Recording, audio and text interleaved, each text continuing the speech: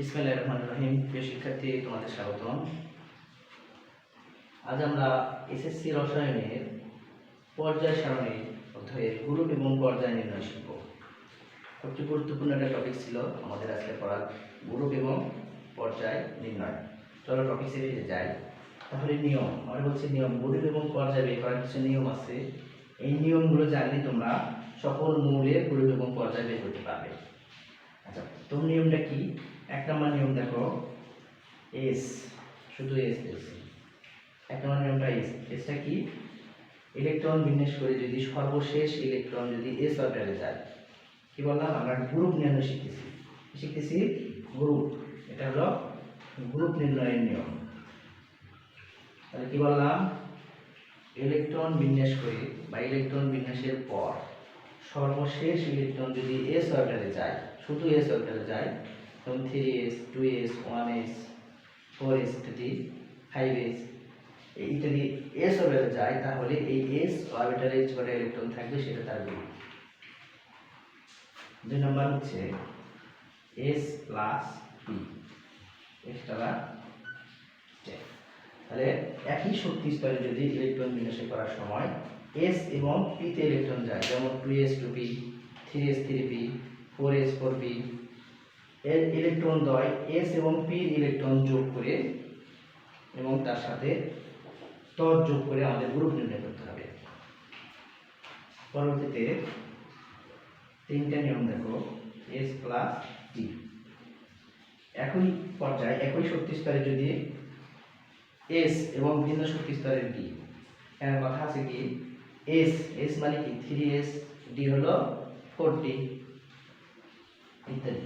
তাহলে s এবং d তে যদি ইলেকট্রন যায়, তাহলে সেই ইলেকট্রন দ্বয় যোগ করলে গ্রুপ নির্ণয় করা যায়। এবার আমরা উদাহরণ দেখব। এখানে উদাহরণ দেখব। দেখো এখানে যদি আমরা উদাহরণটা নিই, তো সোডিয়ামের ইলেকট্রন বিন্যাস যদি আমরা শিখি 1s, 2s, 2p, 3s, তাহলে এখানে দুইটা এসে দুইটা 1। তাহলে সোডিয়ামের ইলেকট্রন বিন্যাস আমরা দেখলাম s, শুধু s অরবিটালে গেছে কয়টা ইলেকট্রন?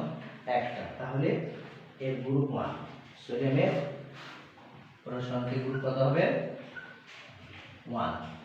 আচ্ছা, এরপরে আমরা দেখব দুই নম্বর নিয়মের একটা উদাহরণ দেখি। দেখো অক্সিজেনের ইলেকট্রন বিন্যাস যদি আমরা করি, এখানে আর অক্সিজেন 1s, 2s, 2p, 2 4, আর এখানে এই 4 এ 8। তাহলে দেখো sp বলছিলাম sp, তাহলে কোনটা গেছে? 2s এবং 2p। তোমাকে খেয়াল করতে হবে একই শক্তি স্তরে sp তে থাকতে হচ্ছে। তাহলে 2s এবং 2p, একই শক্তি স্তরে 2s এবং 2p তে ইলেকট্রন প্রবেশ করেছে কয়টা? এখানে p তে আছে 4টা, s আছে 2টা, 6টা। তার সাথে কত যোগ করতে বলছিলাম? 10। তাহলে গ্রুপ হবে কত?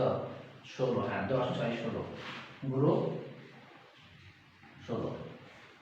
তাহলে আমরা শিখতেছি, আমরা বলছিলাম যে আমাদের বেসিকটা জরুরি করতে হবে। বেসিক রসায়ন তোমাদেরকে বেসিক শিখতে হবে। যে কোনো থেকে কোশ্চেন আসুক না কেন তোমাদেরকে সলভ করতে হবে। মুখস্থ কোনো বিদ্যা নাই। মুখস্থ এখানে করলে কয়টা মুখস্থ পারবো? অসংখ্য কোশ্চেন।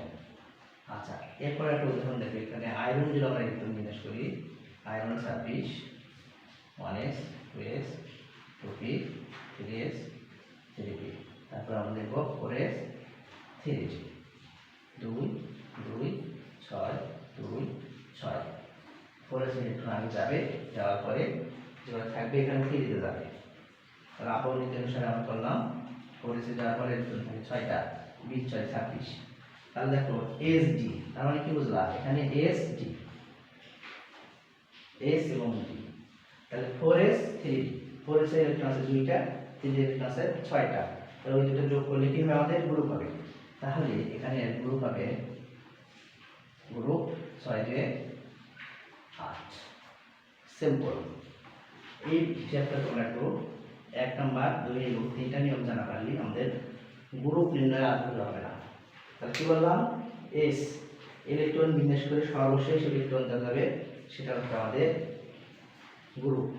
আচ্ছা, এটা হলো s এবং p তে ইলেকট্রন যোগ করে ওই এক্সট্রা 10 যোগ করলে করতে হবে গ্রুপ নির্ণয়।